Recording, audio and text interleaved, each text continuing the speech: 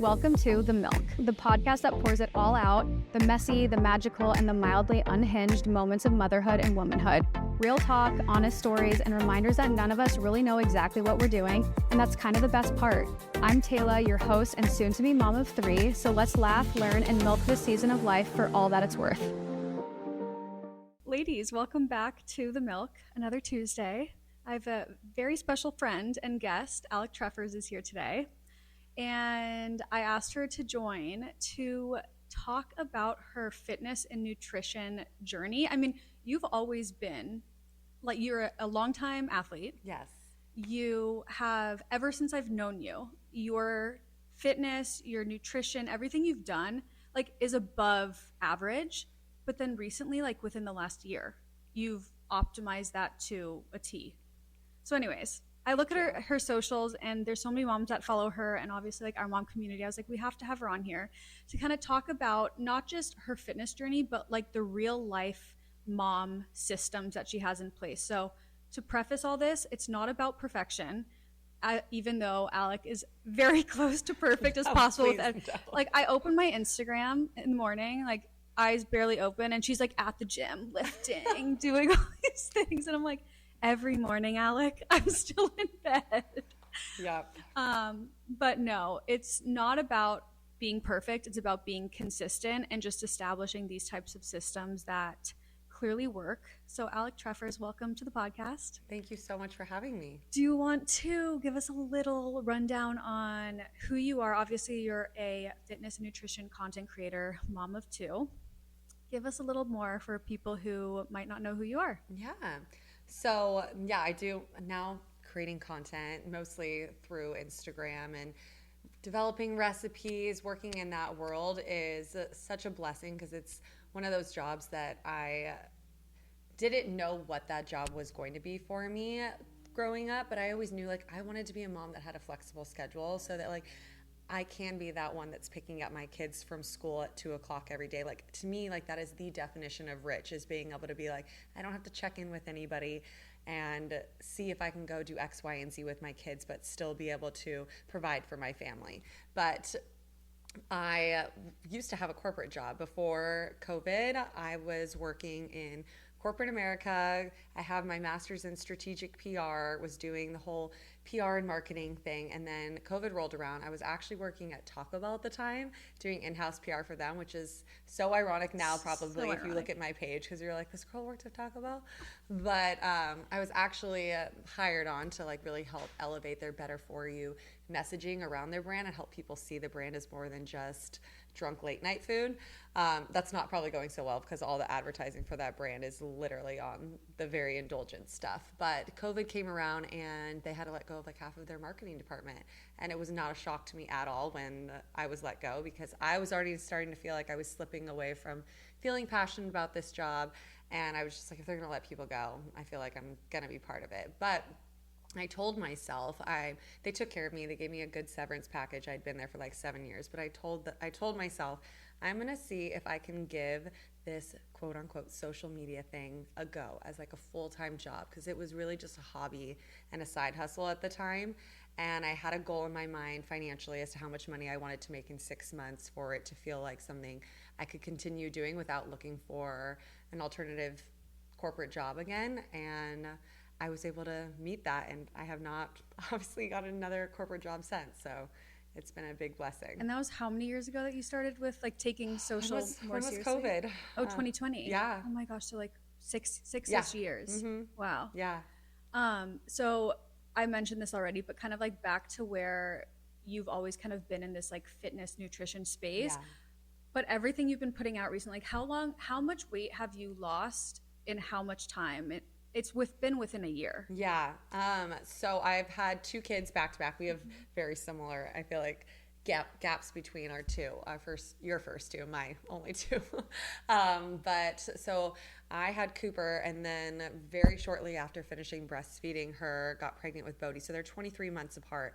And for Bodhi's first birthday, we went to Mexico, and I just remember seeing a video of myself, and I've always been athletic. I'm not fat shaming myself by any means. Like I've always been athletic and had like an athletic build. But I saw this video of myself, and I'm just being transparent. I saw it and was like, I'm not happy with how I look. I think I can look better. I think I can do better, and I think I can feel better about myself. And it was just kind of one of those like aha moments where I decided then that I was gonna do something about it. So it was right after his first birthday, and we're coming up on Bodhi's second birthday next month. So within a year. Yeah. I lost 18 pounds. 18 pounds Yes. in less than a year. Less than like 4 months. I've maintained it. Yeah. So that's also part of like the storytelling too, is I didn't just lose the weight, but I've maintained it. I've created systems and habits that have helped me maintain keeping that weight off too. Well, it's important. Like you've actually taken longer to maintain the weight than losing you took to lose Which it. is And harder that's the sometimes. hardest part. I feel like sometimes it's so much easier to like put your mind to something for a few months and get there, and then you're like, oh, I did it, and then we fall out of it, and we focus on different goals. And so what was I going to say? I totally lost. My pregnancy brain is like so all over the place. Oh, my point with you saying that you saw a video of yourself and you were like, I want to look a different way. Yeah. I mean, if you saw videos of Alec in the past, you would never think twice about her. Like you always looked amazing. Thank you. But I think it's important to say for a lot of women that like it's okay for us to want to look different and to want to maybe shed a couple pounds or build more muscle. There was a phase within the last couple of years where it was like, you're perfect at any size, feel confident about yourself at any size. I still feel like we're in that. We are. And I still think that's okay, but it's also okay if you don't feel that way. Like if you are 5-10 pounds more than you want to be and you don't necessarily like what you see in the mirror, it's okay to be like, I actually can make these changes and I can incorporate a little more discipline and take a little bit more time. And like, you don't have to feel guilty for wanting to change a little bit. Yeah. Especially after having kids. I think that's perfectly said. And I think there's a huge difference between giving yourself grace postpartum or at a challenging time in your life, whatever it may be. I know breastfeeding, like I held on to weight while I was breastfeeding, and that is a necessity to be able to produce milk for your baby. And like I was never hard on myself during that phase, but when I was done breastfeeding, like that's when, to your point, I was like, I want to be more disciplined. I want to make changes, and I'm not okay with the way I look, but that's okay too. I'm not mad at myself and I'm not beating myself up about it, but I have goals, and I think I can achieve these goals, and it's okay if my goals are centered around aesthetics, because what comes with that is more than just being happy with the way that I look, but I feel like I'm a better mom. I feel like I'm more successful in my business. There's a domino effect that comes with that. 100%. And it's like, there's a time and a place for these. 3 months after having a baby might not be the time. No. There's no rush. And here's me almost 8 months pregnant being like, oh my gosh. But We're building a baby. We're building a baby. And I know after I pop this baby out, I'm like, okay, I'm going to want to make changes eventually, but I'm not thinking like you were thinking at 1 year postpartum. Yeah. Like when you only felt that way to take that initiative after breastfeeding, when Bodhi was around a year, like there's no rush in that. Like you can actually do that at any time. And I knew I was done having babies. Yeah. Like I decided in my mind, like this is time for me to be selfish now. I can be. Like I have built 2 babies. I have breastfed both of them for over a year. Like I have sacrificed my body physically for like my 2 loves of my life. Like, and it's okay. We can't forget Ryan. Of course You've got not. three. He's also my 3rd child sometimes.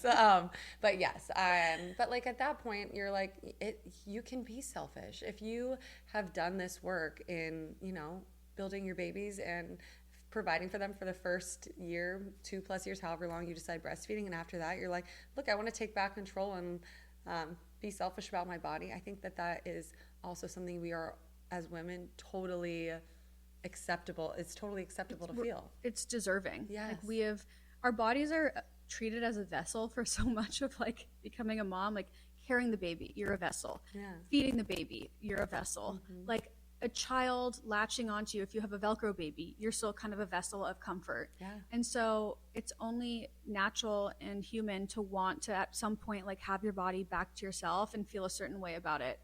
And like we deserve that. Yeah. The athlete in me too. Like, I mean, I wanted to look better than I did in my 20s. I think that it is like one of the most beautiful things in the world when you see like a 40 plus. I mean, I'm 36, so I'm not 40 yet, but I think like one of my favorite pieces of content to come around, like if I am on social myself as a consumer, is watching like a 40 plus year old woman who has multiple kids, and like that to me is someone where I'm like, I will take advice from her, right? I mean, not hating on like the 20 plus year olds who haven't had kids and look amazing, great, but like when you have gone through having kids and can come out the other end looking hotter than you did in your 20s, like to me that is like the most inspirational and aspirational person. 100%. And that's who like you're going to be to everyone listening and everything too. So, okay, let's get into these fixes that where did you make the first and biggest changes? Like, was it in counting macros? Was it in upping your protein? Because all of your recipes seem to be high protein. They are. That chicken dip that we had it for that girls' night, I still think about it. That's so good. I almost made it the other day, but I realized I didn't have like one of the ingredients. I was like, dang it. But yeah, so what were the first changes that you feel like made the biggest difference in a short amount of time? Yeah, definitely counting macros is a huge piece of that. So I played volleyball in college. I had learned through playing volleyball at a D1 level, like how to appropriately strength train. So strength training, lifting weights has always been a huge piece of my fitness journey and never something I've shied away from or been afraid to do. So like that has never been a hurdle I've had to work through in my adult life. But for me, it was just becoming smarter with choices around food versus working harder and just redistributing like the calories in terms of like which macronutrients I was focusing on. So at a very high level, macros are counting your protein, your carbs, and your fat within a whole day. You are allocated a number. You're working with a coach or you're finding an online program that takes into account your body, how much you weigh, how much you want to lose, yada, yada, yada. And you get numbers spit out that you have to follow. It's science. And so you're trying to aim to get a certain gram of protein, carbs, and fat in a day that also fit under a certain umbrella of calories. And for me, it was just such an eye-opening experience because I had never counted them before. And I think it is a very educational process. I think that sometimes it can get this negative connotation as creating maybe, disordered eating. And I come from like a disordered eating background. So I was like a little bit hesitant to see if I was going to be triggered at all by doing this. And I thought the opposite. I thought became so educated in looking at like what types of foods I was eating and how they were serving me well or not. I was eating a good amount of protein, but definitely not eating as much protein as I should be under my macro plan. The biggest aha moment for me was fat. And I think as women, we try and think that eating a lot of healthy fats is amazing for our hormones, but I think there is an abundance right now in terms of like how much we're putting in our food, especially a lot of the recipes that we're maybe seeing on Instagram or Pinterest, wherever we're getting them. I mean, if you're adding oil to your food, your avocado or olive oil, like that is a healthy fat. But if you're on top of that adding seeds, avocados, nut butters, those are a lot of healthy fats that exceed probably what you need to support your hormones. And at that point, you're getting into a place where your body's holding on to them as excess fat. And then ironically, I had always been kind of fearful of carbs. I'm a millennial. I feel like I grew up with like a mom who did like the Atkins diet. I was afraid of carbs. Oh yeah, carbs were the devil. Yes, through her, I feel like I was like, oh God, like carbs are a no-no, right? I eat more carbs now than I ever have in my adult life. And again, I lost 18 pounds doing that. Well, because when you're eating the right way and working out the right way, your body is using all of those carbs. So it's not like it's just sitting in and on your body. Yeah. It's energy. Yes. So I feel like that's like my favorite thing to be able to share with women. And like, you can literally eat more carbs than you've probably ever eaten in your adult life, and it's going to serve you well if you're following an appropriate macro plan. Did you work with a nutritionist for that macro plan, or did you do it like an online version for people interested? So I worked with my trainer. So I have a trainer that I work with twice a week, and he also has given me a macro plan. But funny enough, like he gives me my numbers, right? But that doesn't mean that he's given me a plan as to what I'm supposed to eat. That's where my creativity and my background just in creating recipes, I feel like, has flourished, because I've worked with the numbers he's given me and come up with fun recipes and just even daily eats to fit within that. But I use ChatGPT to like track it all. Like I don't use like a MyFitnessPal or anything like that. So I think people are always like surprised when I say that. I'm like, no, ChatGPT like knows me very well, because that's how I track my macros. Your bestie. Yeah. Okay, question that came up for me personally, because this is something that once I'm out of the postpartum phase, I'm like, I kind of want to do this. Yeah. How do you balance that with like eating out or traveling? Because you don't know exactly what is in some of the dishes that you're eating out. Like, is that really hard? Does it throw you off? Do you embrace it? Yeah. Was there a time that you didn't go eat out to make sure that you were in a good place before adding it in? It's a great question. So when I started counting the macros, I will say I was strict with it for 4 months. That's where I lost those 18 pounds. Maintaining it, I have definitely given myself a lot more leniency. But within those first 4 months, I did not eat out as much, for sure. But when I was eating out, and even like eating out now, I still follow a lot of these same rules. I mean, one of my biggest hacks that I think is so underrated, and some restaurants might give you crap for it, and if it's important to you, you can ask them, can I do this, and just pay extra. I order off the kids menu a lot. There's a lot of kids menu that have healthy options. Like, I'm not talking chicken fingers and like grilled cheese. Like, you can go to a restaurant and more times than not, there's like a dish on there that has like chicken or salmon with rice and broccoli, and they're steaming this broccoli. It is an appropriate size amount of rice and salmon that come with it. It's usually probably like somewhere between 5 to 7 ounces, and like it's literally the most ideal macro plate that you could order. And so that's like something I lean on a lot, and my friends will always be like, oh my gosh, wait, what'd you just do? Should I be doing that? Is the whole table ordering up the kids menu here? Restaurants are going to blacklist you. I know. I do it at Malibu Farm all the time. But so that's like a big hack that I do. Just not being afraid to ask for what you want. I mean, when you're dining out, I don't know, this teach his own. I think it might cringe some people to ask for all of these modifications, but I think if you're nice about it and you're,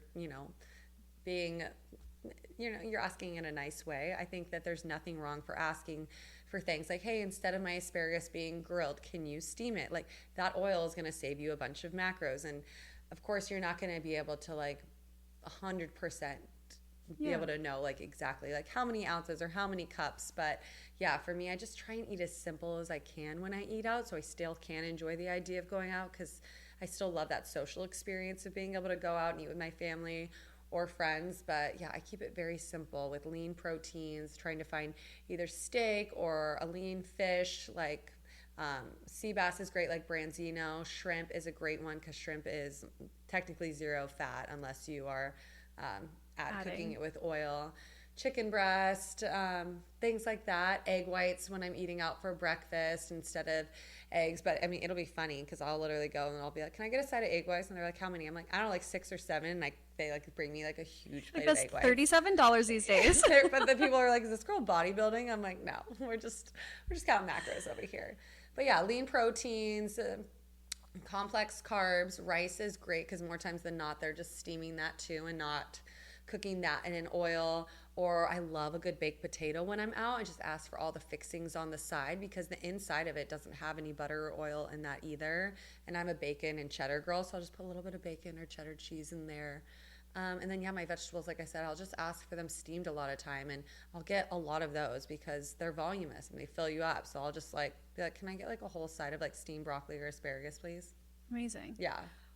So before you became like a pro at this, when you're still in the learning phase, did you have to measure or like weigh every single piece of each meal? I still do it sometimes. You still do it? Yeah, even in like my maintenance phase, if I'm at home, I do it just so that I can continue to keep my eyeball measurements like in tip-top shape. I feel like for me, the difference between like 5 to 6 ounces can look very similar, especially if I don't do it for a while.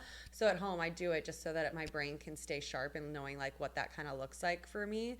But yeah, I have a food scale where I'll measure out like protein, and then with my, carbs or fat, I'll usually measure that out with like tablespoons, other metric measures. Okay. Yeah, but no, I'll still measure.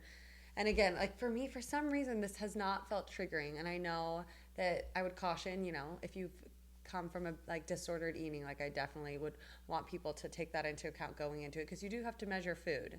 And for me, I was very surprised that it wasn't triggering for me, because I battled a long battle of like orthorexia like in college, and it's funny how healing this has actually been for me, because now I have a better relationship with carbs, and I would have never thought that I could eat this many carbs and feel mentally okay about it. I feel like it's almost like measuring for different reasons. So like before, if you were measuring, if it was to stay low calorie, it was to stay low. Where this, it's like making sure you are eating enough, while also like making sure you're in balance, right? It's for, it just feels like it's in a different, for a different reason. Question that came up me thinking about it, I was like, oh my gosh, the thought of measuring out and weighing all of my food every meal with kids running around, realistically, like how much extra time and energy does this take you to incorporate into your day? Well, I think when you simplify it, that you're making sure your kids are eating the same, like your family's eating the same as you, right? I'm not trying to overcomplicate it. I'll also say in the beginning, like when I was doing it a little more strict for 4 months, meals weren't crazy. I wasn't putting the pressure on myself to make like grandiose meals. As you know, part of my job is creating recipes. So yes, if I was creating a recipe, that would be the case. But I would say like keep meals super simple. And I mean, if I'm doing a dinner like we're having rice bowls with ground beef, I mean, I'm plating everybody else's, and while I've plate theirs, I'm like, hey, Ryan, like just help the kids out for 3 or 4 minutes while I measure mine out, and I'll come sit down with you guys and we'll say our prayers. Like, so I feel like, it takes like maybe 3 or 4 extra minutes per meal to like measure yours out separately from the rest of your family. But I don't make meals separate from my family, so that definitely helps. I feel like a common misconception with you even saying I keep them really simple is that like it would be lacking excitement or flavor, but your meals always look so good. Do you make, like, what are some of your go-to meals? And then also, do you make any sauces that comply with it that you add on top? Or what are like your little tips for making sure the meals aren't boring while also reaching your goals?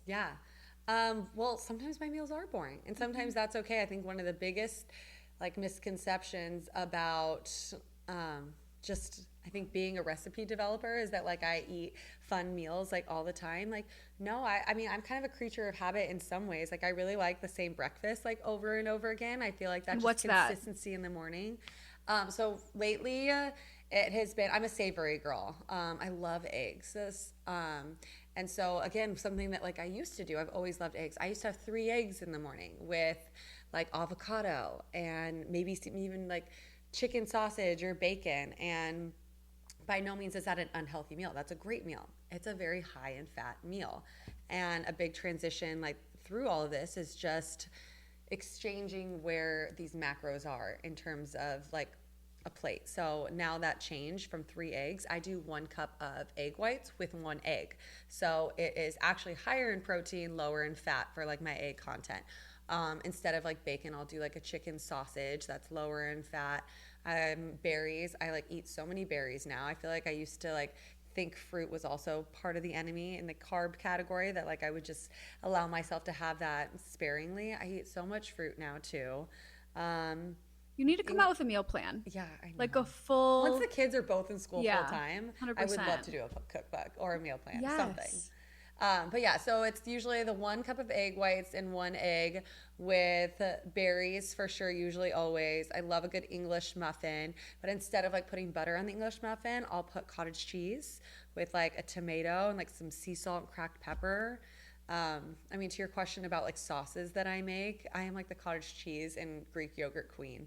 Like those 2 things can make things taste so creamy and delicious when mixed with things. And sweet or savory. You could go either way.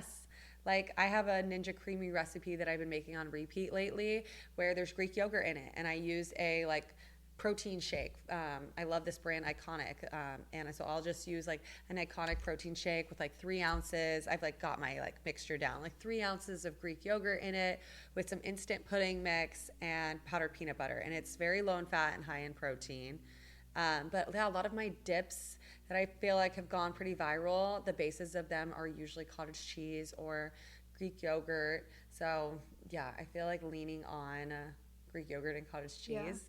If you don't like those, I might not be your girl. No, but I feel like those are, if you don't like one, the other you most likely like. Yeah, that's true. You know, like I love both, thank God. But if you don't like the savory cottage cheese, you could go more like sweet, Mm-hmm. soury with the um, Greek yogurt. So for your lunches and dinners, Mm-hmm. do you try to batch and meal prep ahead of time to like whip them up and put them together quickly, or do you make them fresh every single day? Like how much time are you dedicating to creating these meals? I think lunch and dinner are a little harder than, or like longer Of taking course. than breakfast. Yeah. So what is your, I guess, routine weekly with Yeah. those meals? It depends on the week. I mean, I'll be honest too. I lean on a meal prep service sometimes for lunch. Mm-hmm. For me, lunch is actually the hardest meal because even though I am creating recipes like as part of my job, sometimes those recipes aren't a lunch recipe. So if I've like shot it and I'm cleaned up and I'm like, I've got 30 minutes now before I need to go pick up my kids, but I'm like, I didn't make anything that was like lunch appropriate. Like I need something that is a good meal. Otherwise, I'm probably throwing some turkey deli meat on top of rice cakes with like Yeah. an apple. And like, don't get me wrong, I do that sometimes, but I love being able to like order 4 or 5 meals a week from a meal prep delivery service to have those for lunches. I think that really helps. Otherwise, I'll batch stuff at night and just have those as leftovers. I'm a leftover girl. I really don't mind it. Me too. Do you like to meal prep like your proteins and then maybe like your rice and kind of just throw the bowls together? What's the best way for maybe people who maybe they can't afford meal plans Yeah. or yeah, meal plans, or Uh-huh. maybe they have to bring something quick to work and it's just like something to heat up. Like what is the best way to think ahead when it comes to these meals to just like throw it together, I Yeah, guess? I mean, I don't like to do it for like a whole week. I feel like if you meal prepped on a Sunday, by like Wednesday, you're like, Yeah. I don't want to be eating this anymore. So I think 2 or 3 days in advance is great, or even just the night before, whatever you're making for dinner. It might even be more of an incentive for you to cook every night because you're like, well, now I'm going to hook myself up for lunch the next day. So a lot of times I just make enough that like I have lunch to pack for Ryan to take to work and for me to have the next day too. So I mean, yeah, again, when we kind of keep it simple, it's usually having like some roasted potatoes or pasta that I just won't pour the sauce over on mine because I'm counting macros. So that's another Mm-hmm. like helpful tip. So I'll just do like the plain noodles and then I'll dress everybody else's up and then keep a portion on the side that's just for me and use a measuring cup to actually portion out the sauces. Otherwise, it's nearly impossible to know like how much you're actually getting in something. But a lot of like my carbs, I will meal prep. I'll do some plain noodles, some roasted potatoes, some baked potatoes, some rice. What's another? I mean, I also love rice cakes. I think like one of the easiest lunches, and it's not something I would say to have every day because the sodium is kind of high in it, but an easy one to do. I love like 2 rice cakes, like organic rice cakes with some low fat cottage cheese on it, a good heirloom tomato, turkey breast, like organic turkey breast, and I use the whole pack. Like the whole pack because that's how much protein I want. If you use a whole pack of turkey breast, it's like 35 grams of protein. If Yeah. you're only using like 3 or 4 slices, that is not enough protein. So Yeah. like a whole pack of turkey breast, and then I'll put like some microgreens or sprouts on top. It's like literally one of my favorite lunches that I make, and it takes 5 seconds to assemble. That's like my lazy mom snack or lunch, like Yeah. rice cakes, cottage cheese, Mm-hmm. lemon pepper, even just that, or Yeah. throwing some hot sauce on it. Yeah. Oh, Or canned tuna. Like yes. mixing a can of tuna with cottage cheese or Greek yogurt, some pickles, sauerkraut, some spices in there. I mean, and then you put it on top of like rice cakes. I mean, that's like such a clutch meal. And like that one will get you upwards of like 40 grams of protein as well. Crazy. Yeah. Okay, I know you're still a sweets girl. Yes. And also, are you still dabbling in your margaritas and drinking a little Oh, bit? yeah. I Yeah. love a good drink. Okay, so where does alcohol and your sweet treats fit into all this? And like, what does that look like for you, I guess? How Yeah. often, how much, what are you making, what are you drinking? Well, so when counting macros too, I like it would be one of those things where it's a plug and play, like trading it out. I mean, like so for me, like I would never fully deprive myself of things that like everything that I like, but you have to pick and choose. I mean, I'm being honest. You can't have everything while you're losing weight. I think that's also something that people don't want to hear, but it is the truth. You can't have absolutely everything. But what's cool about counting macros is that you can pick and choose what you want to prioritize in terms of what you're craving. So if I know I'm going to go out with some friends and I want to drink, drinks usually add up on the carbs, right? And they are inflammatory, so you shouldn't be doing them all the time if you are trying to lose weight because you'll be in an inflamed state doing it. But I mean, so it's just taking away some of your carbs from the rest of the day to account for those. But my go-to drink and I still love doing this. It's such a simple and clean drink. I'll do a additive-free tequila. Lalo is usually like my jam if Love they have Lalo. Lalo. Yeah. I'll do that, and then I ask for, if they have Topo Chico, I ask for that, or just a soda water, light ice in a short cup, and then I ask for a shot glass on the side of fresh lime juice so I can keep adding it for myself. So I'll do like half of the shot glass at the top of it, and then if I get like halfway through my drink, I'll pour in like the rest of it. So Okay, I'm not adding any agave or anything. I mean, it's truly probably like the ultimate skinny margarita. Yeah, it's like a tequila soda with lime on the side to make it more of like a margarita vibe. But it's a bougie order. Yeah. Oh, no, I'm all for that, though. They're like, so a shot glass on the side? I'm like, yeah, fresh lime juice, you got that?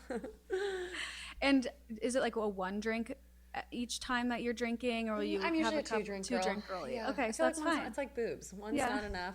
Two's perfect. Three's weird, right? Three's when we're getting weird. No, that's so true. Okay, so getting into fitness, because I feel like that, I mean, from an outsider's perspective, I can assume that a lot of this change, majority came from nutrition. Yes. Because your fitness routine was so on point before. Yeah. Did you make any big changes in your fitness routine? What does like a week of your fitness look like? What kind of workouts? Yeah. Because I see you doing some Pilates, mat Pilates sometimes, but then I also see you in the gym a lot. Like, what is like your breakdown of high intensity versus low intensity? Just give us everything. Yeah. Well, I mean, I definitely went through my stage before I was in this like routine that I'm in now, doing very high intensity stuff. I mean, I never did F45, but I was doing classes that were very similar to it.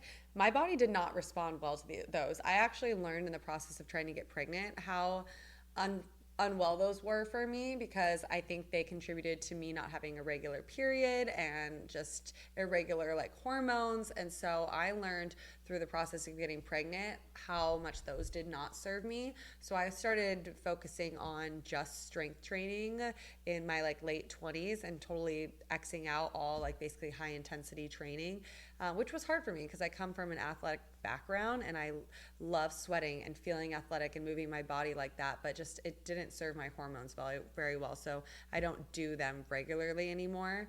Every once in a while I'll like throw it in there, but my like general week looks like 3 days of strength training, heavy lifting. So I'll do like one that's very upper body focused, and then I'll do 2 that are lower body. One day that's like purely glutes, butt, and then another day that is more like hamstrings and calves. Honestly, I'm like trying to build calves. I like genetically just have no calves. I don't really touch my quads because I played volleyball and my quads just fire naturally. So it's something I've learned about myself, that I don't really need to like necessarily do quad specific workouts. So I think being very just in tune with your body and recognizing where you're strong and where you can build weaknesses in muscle when it comes to strength training is really cool, because then you can start to see like where you create a balance. But you're right, the Pilates has been a game changer, especially postpartum with Bodhi.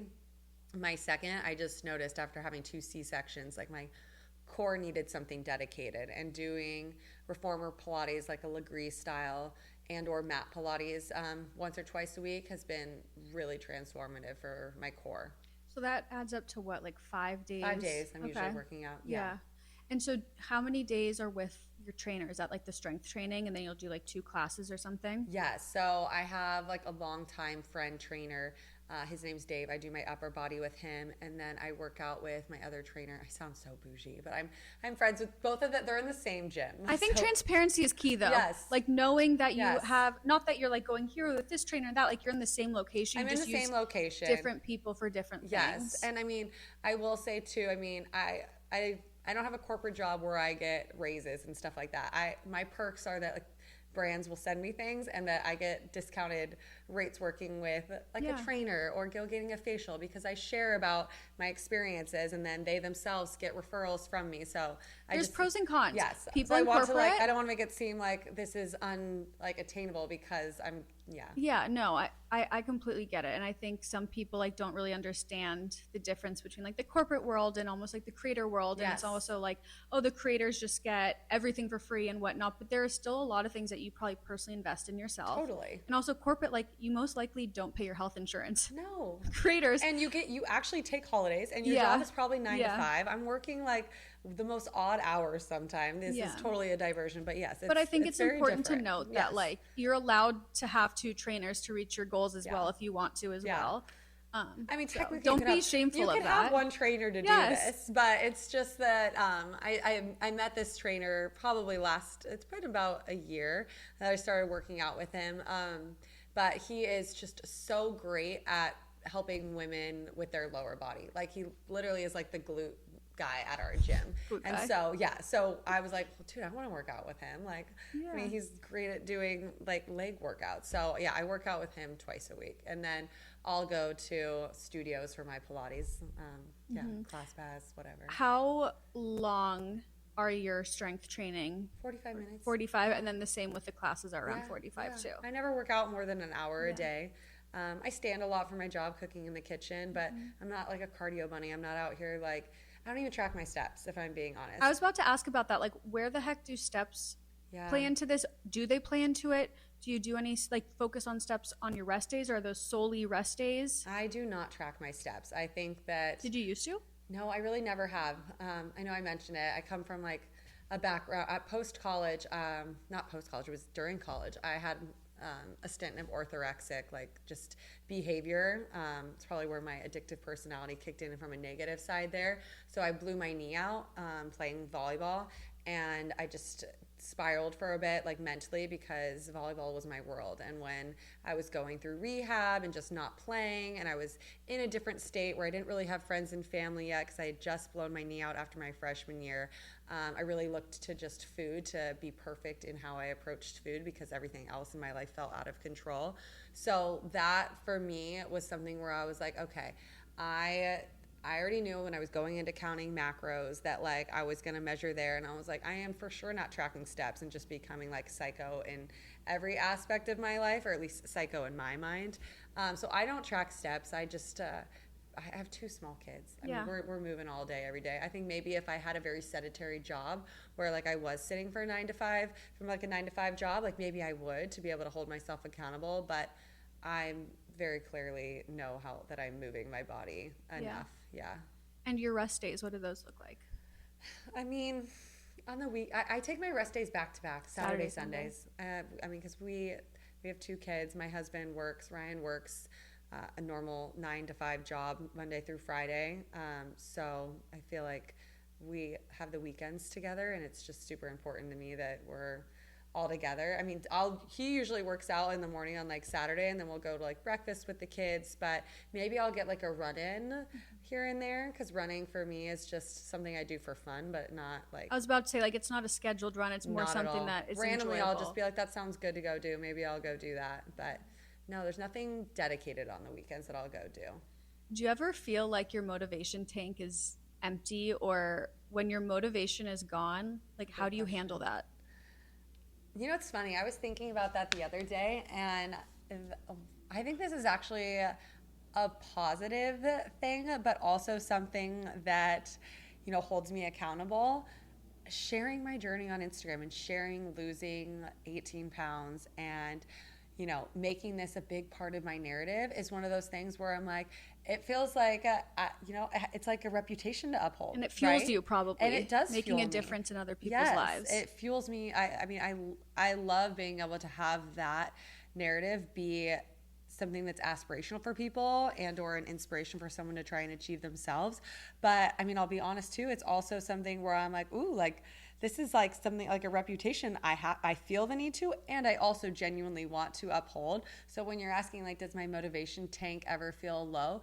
I mean, yes, I'm human, but also I'm like, I feel like I can't let people down. Like, I'm like, it's important for me to like do it for myself, but I also feel like my motivation is literally women who follow me. I'm like, I'm not letting them down either. I'm showing us we can all keep doing this and maintaining this. It's obviously you have your ebbs and flows, and I do genuinely feel like I follow an 80-20 lifestyle in how I approach food. But yeah, I feel like sharing my journey on Instagram keeps my tank full. Yeah. Yeah. Do you ever feel like you hit plateaus, or are there ever any weeks where you aren't 100% on this plan? Yeah. And like, how do you handle those? Yeah, for sure. I mean, going on vacation, I definitely allow myself to lean into, I mean, I love enjoying food and culture wherever I go. And Mm-hmm. so I don't deprive myself of trying foods like when we travel, but for me, I don't have this like, excuse my French, I don't have this like fuck it attitude where I'm like, if I had one or two bad meals, I've never in my life been that person where I just like domino effect, like derail. I've always like been one of those people. I'm like, okay, even if I fall off the wagon a little bit, like I know after like 1 or 2 days, like I just don't feel good. I'm very in tune with just how my body feels. I've never been someone that like derails for more than 1 or 2 days. I usually pick it back up because honestly, I start getting a little bit of anxiety. I'm like, this, I don't feel like me. I need to get back to like a routine. I need to get back to like what I know makes my body feel good. So, yeah, I think that just comes from probably just my personality. If I derail too much, I do get anxiety. Yeah, no, I know it's almost like you feel like you're going farther and farther away from the path that you were on. Yeah, Like it's nice to have the flexibility of for like being sure. able to go on vacation and not feel like you are going backwards in a matter of a few days. No, But then also like there is something to be said about like having a routine. Like I always I feel love a so routine. good Yeah, and I crave having my routine, especially same. after vacation. Like that filled my cup in one way. Now Mm-hmm. I'm so ready to go back to like what I know, what I do Yeah, and just get back on track. yeah. Yeah, and I mean, and just to be totally honest too, I mean, this is why I do this as a job because I don't lack the motivation too much. I mean, not to sound totally like unaware or just different, but like it's true. It's just how I feel. I feel like this is why I feel so grateful I can share my experience and like have turned it into a job, but it's because this is just my personality. I genuinely love being healthy and doing healthy things. And yeah, I mean, I love being social and going out with friends too, but I quickly get back onto my routine because Yeah. it just makes me feel good. Yeah, no, it's true. What part of this journey do you think has felt like the easiest for you? Hmm. And then is there something that's kind of felt like the hardest that you kind of have to like push through still? That's a really good question. I think I have a lot of fun, like since starting counting macros. Again, it's science, but you can make it fun. Like I feel like yeah, you could easily look at it as purely science and it could be really boring when it comes to like the meals you're preparing for yourself, but I see it as like almost a puzzle and like a game to be like, okay, how can I make recipes that fit into this macro plan that are so damn good and tasty? And so like for me, I feel like that's where I've evolved a lot in my career is just like coming up with recipes that fit within my macro plan, and like that's super fun for me. I would say the hard part again is just like socializing. I mean, it's definitely hard to follow a macro plan like when you're out and about and during the holidays and stuff like that. I mean, I'm human. I get tempted by the treats. And the thing too, when you eat out, it's more times than not, even if I'm making healthy decisions, I'm definitely eating in a surplus, usually calorie wise when I'm eating out. So Mm-hmm. like that part's kind of hard because I love my food. I could easily overeat in a couple of meals. So for me, that's probably like my hardest thing is Yeah. I do love food. No, that makes sense. Yeah. But I feel like probably the way you feel Yeah. and like the confidence it's instilled and just like when you feel so good, I feel like those types of things matter a little less. Like you're Yeah. not as like honed in on like, oh, when you're socializing of like or like the treats are around there, you're like, I feel so good that like, yeah, I could have a bite of that, but like I don't need to eat the whole thing. I know I probably won't feel as good after that. For sure. Um I want to talk about identity shift Okay. because I don't know. I just feel like you've been showing up so much more confidently, and I mean, you've always been confident, Thank but you. especially on social media, like you've grown your following through this recently, like significantly. Have you noticed any type of identity shift through the process of like the last year through I this journey? I love that you say that because I do feel that. I mean, Yeah.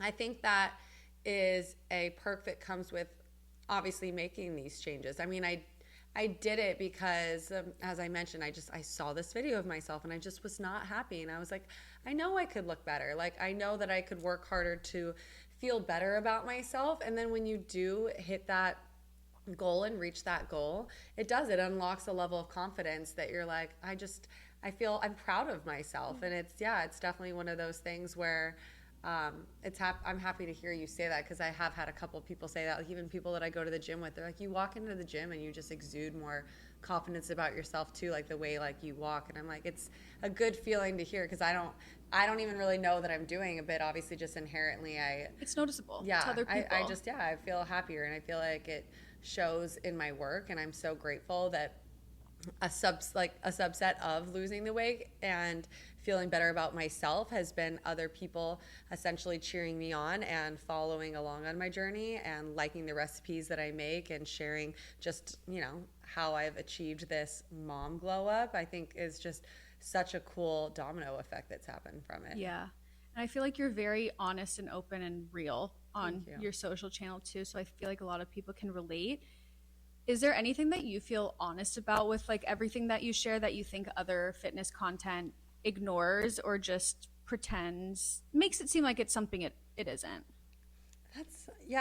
I mean, Ryan would say this about me. He's like, you like self-deprecate. And I'm like, well, I just feel like there is nothing more annoying than like someone who has like an ego about themselves. I think that just being like vulnerable and real and like, again, maybe it is self-deprecating sometimes to just deflect and be funny and like humorous. But like, yeah, I don't know. I feel no need to like build myself up. I think that my actions can show that. I think that you don't need to talk about it. And I think that being able to show up in the gym, to your point, I mean, I show up every day. Every weekday I'm there at 6 a.m., whether it's a Pilates class or working out. I'm consistently showing up in my stories or on my feed with my healthy meals and my recipes. So I don't need to tell people that I'm healthy. You'll show them. Shows. Yeah. No, I love that. Okay, a little bit of rapid fire. Yeah. If you're okay with Let's that. Do it. What's your go-to coffee order? So I don't drink coffee. I'm a matcha girl. Wait, I did know this about you. Yeah. I have not had coffee since college. The intuitiveness in me. I knew right away in college when I started drinking it that it made me really jittery. Yeah. And so I stopped drinking it like my sophomore year of college. And then I pretty much didn't have caffeine up until I had children. Kids. Until I had kids, and now I'm like a matcha-holic. I love me some good matcha. So what's your go-to matcha order? Yeah, that's very macro friendly. Yeah, but still like is fun. Like when you want like a little treat me drink. Yes. Well, I mean, my favorite is honestly to make it myself. So, but when I do go out to a coffee shop, if I'm trying to be macro friendly, one of my biggest hacks is you can order, and you can do this with any coffee latte too. When you're asking for it, you can ask for half water, half milk. So it takes away 50% of the calories, and I think it still tastes just as creamy and delicious. And if anything, you're tasting more of the matcha or probably coffee in that sense. So if I'm at a coffee shop, I'll order a matcha latte with whole milk. I'm a dairy girl, so I'll do half whole milk, half water, light on the syrup, usually vanilla syrup. That's just like an easy go-to. That's very macro-friendly, under 100 calories. But if I'm at home, one of my favorite things to do is make a cold foam.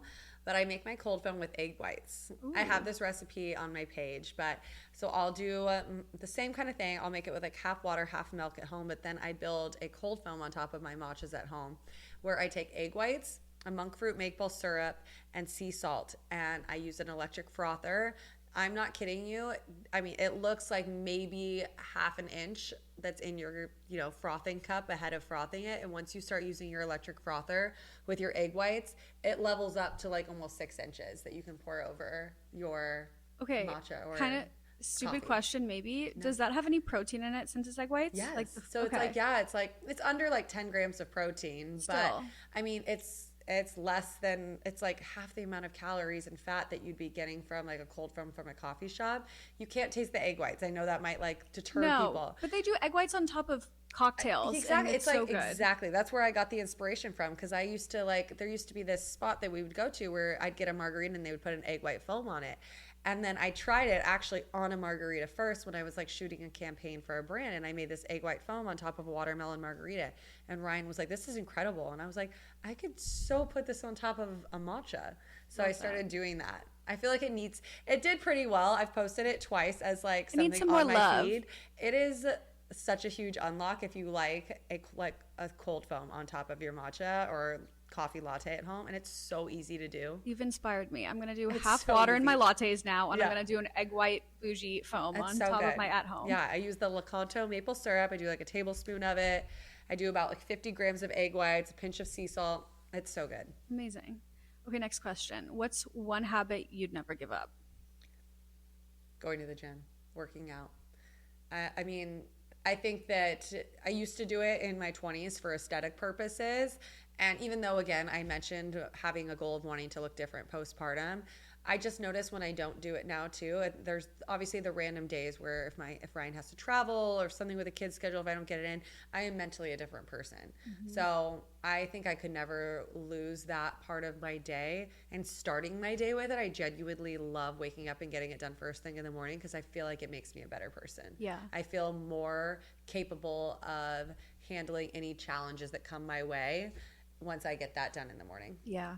I think that's like my biggest obstacle is like I used to be a 6 a.m. workout class girl, sometimes even 5 a.m. when I was like out of college. Crazy. Yeah. But now with kids in the morning, I'm going up with them and I'm like, how do I fit that into my day? Yeah. And so I'm usually like a little bit later, but I do still need that. But I think for anyone listening who feels the same way of like maybe you don't have the luxury of going first thing in the morning, like you can probably go at any time that works best for you. Some people are more like evening owls when it comes to workouts. I'm not. I like lose all my steam. Yeah.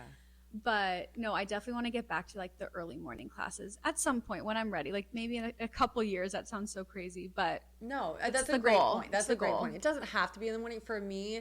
That's just when it happens to work. Both of our kids sleep until about 7:30 at this point. So yeah, it is very nice, and I know that's a luxury too. And I know not every parent is at that stage with their kids either. But I can get it done and be home before the kids wake up, so I'm not leaving Ryan with both the kids to then 2 in the morning before school. But you're right, it doesn't have to happen first thing in the morning. I think that I make the analogy that for me it's like brushing my teeth. I literally like feel like I can't start my day without brushing my teeth or I can't start my day without working out. But if you make a similar analogy for yourself and start truly treating it like that, like what's another thing in the middle of the day like you can't go without? Well, hopefully lunch. Yeah. Okay, great. I would feel the same way. Like the same way I'm like, you have to have lunch. Okay, well, apparently men don't. Scotty will it'll be like 6 p.m. dinner. He's like, oh, amazing. This is the first thing I've eaten all day. I'm like, men like that. I fixate and focus on food. Oh, yeah. Like while I'm eating lunch, I'm thinking about dinner. Exactly. I know that is a guy thing. But yeah, I just find an analogy as you're trying to feel like you need to make this a habit and like you're not yet in the place where it's consistent for you and you're kind of like ebb and flowing with your workouts, you've got to find a way to make an analogy where you're like, I have to do this. It feels weird if I don't. Yeah. Again, I use the brushing my teeth thing. Like when I started working out in the morning, like I told myself, this is like brushing your teeth. If you don't do it, it's gross. Yeah. It's not gross. Like, not brushing your teeth is. Not brushing your teeth is gross, but not working out to me, it's just weird. It's weird. My morning doesn't feel the same. It feels like I missed a step in my morning routine. Exactly. No, that makes perfect sense. What's one thing you stopped doing that changed everything? Stopped doing that changed everything. Could be as simple as doubting yourself or... And it doesn't have to relate to fitness or nutrition. Like it could be anything that changed your life. I feel like it's so hard being on social and like comparing yourself to everybody. I think within the last year, I have really just honed in on myself and like my own goals and not looking outwardly. And I feel like that has not only made me more successful in like my goals just physically and like aesthetically and being able to like lose those 18 pounds, just very hyper focusing on me. But I also feel like it's made me better at my job because you mentioned I've grown a good amount in the last year on social, on Instagram specifically. And I think it's because I've figured out my lane. Like I know the type of content that I like creating, that I want to create, that I feel like people gravitate towards. And I'm not just throwing paint at a wall and just hoping things stick and trying to be funny over here, also inspirational over here, create some recipes over here. Like I feel like I've found my lane because I've stopped trying to be like other people or compare myself to other people or create content like other people. I'm creating like Alec content. Yes. No, and that's exactly how I describe it. That's exactly what you're doing. Like you're doing exactly what you've done to reach this journey. And that's like, you're just repeating and repeating. And it's like, it's realistic to what you're living. You're not trying to put out content of something like, oh, thinking of an idea that you can recreate. It's like, you are doing exactly what you're living. Yeah. Thank you. Yeah. what is one, I'm gonna call it like lazy, but it's more just like easy but effective wellness tip for moms? Easy and effective wellness tip for moms. I mean, it would come down to protein. Honestly, I don't think enough women have ever tracked protein in their life. And I think they think, oh, yeah, like I'm eating high protein and you're having an egg on top of your avocado toast. That's less than 10 grams of protein in a breakfast. And when you're counting macros, more times than not, you're going to have a plan where it's serving you to eat X grams of protein matched with how many pounds you weigh. So I weigh about 140 pounds. I aim for even upwards of 140 grams of protein a day. If you're only getting 10 grams of protein in at breakfast, how the hell are you going to get 130 grams for the rest of your day? Yeah. So I think the easiest thing, if like counting macros like holistically just sounds a little overwhelming at first, just track your protein. You're going to be so much more satiated and you're going to find yourself snacking less. And I think, again, you might see a lot of results just from doing that, because having protein helps you build and maintain more lean muscle, and you're going to have less cravings because you're going to want sweets less because you're going to be satiated from the protein. So I think that's such a simple way to start. Just start tracking your protein. I'm going to start doing that tomorrow. Yeah. I've been like a little bit better with pregnancy, but not to the point of what you're talking about. Like I always try to get at least, and I sound so, you're probably like, oh, that's cute. Like 20, 30 in the morning. Like even if it's like, what are those oats overnight? I've been starting. Those. They're so good. They're so good. I recently started having them like in the shake form where I make them the night before. It's like just 20 quick grams that I can just reach for first thing in the morning. Yeah. And that'll be like my before school drop off. Then I'll have my like breakfast after where I add more in, but you've inspired me. But yeah, I mean, but even to your point, like that, I mean, they are great. I love them, but like 20 grams, even 30 grams. So say you're doing 30 grams, not much. and if you're only having 3 meals, but then you're having a snack later, but realistically, does your snack have really any protein in it? Let's say a good day, you're having 30 grams at each meal, there's 90, and then maybe you had a snack that had 10 grams in it, that's 100 grams. Unless you weigh 100 pounds, that's not enough protein that you should be getting. And I think a misconception or something I think of, like sometimes in the morning I'm not crazy hungry. I'm like, well, then how am I going to fit 40 to 50 grams of protein? That doesn't mean you're having like a massive meal. Like in the amount of food, I guess, is like you can pack a ton of protein in smaller sized meals. Yeah. Or at least that's what I've even noticed with your snacks and stuff like that. Or even like my sweet treats. Like my sweet treats pack in can pack in 30 to 40 grams. So I can have a dessert sometimes that has nearly 30 to 40 grams of protein in. Those are some of my favorite recipes to share, because people are like, oh my God, that looks delicious. And it's actually like something you're encouraging me to eat. Yeah. Like if one of those days you've slipped up and you're like, dang, I still have a lot of chunk. Protein. Yeah, you can use that. Ninja creamies are great. If you don't have a Ninja creamy, one of my favorite things to do is just mix protein powder in with Greek yogurt, throw it in the freezer for a little bit, like literally like 15 minutes maybe. It comes out giving like an ice cream consistency, and then put some powdered peanut butter on there that has a little bit of protein, some cereal, and you feel like you're having like an indulgent little yogurt cereal bowl concoction that's giving you 30 plus grams of protein. What's your favorite protein powder? I love Ballerina Farms. I recently just started using it, and I do like it. I think it's great. I also like Equip protein powder. Okay. Oh, I've recently been getting ads served. Yeah, I really like Equip. It's very, very clean. And then I started using Pro Mix too a little bit. Those are 3 that I dabble in. I need to try all 3. Yeah, but they're all either like a whey isolate or a beef protein. Like I don't pea protein I really or anything don't anymore. dabble with those anymore. Okay. Yeah.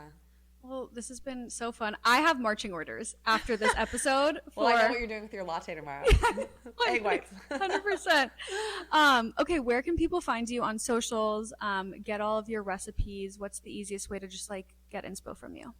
So on Instagram, I'm Alec Treffers. I really need to start, I need like an assistant probably at this point to like start putting my recipes on my website again, because that is so out of date. But most of my recipes are on my Instagram. I love, one of my favorite pieces of content to create is like a what I eat in a day. And I think that's also inspirational to see like, okay, like break down for me, like what are you eating in a day? And sometimes that's where I'll have fun. It won't be like a standard, like 1 cup of egg whites and 1 egg. That's where I'll be like, here, I'm going to mix in some like fun stuff to like give you inspiration if you're feeling a little just defeated or you're bored of what you're Yeah. eating. So, yeah, you'll get a lot of what I eat in a day style content on my page, a lot of recipes and just lifestyle. I show my kids, my family, all Love the it. things. Well, thank you so Thanks much. for having This me. has been so fun. I know. I felt like we started 5 minutes ago, and I'm looking down. I'm like, I think we've hit like An 50 hour? minutes, Oh, almost yay. an hour. Yeah.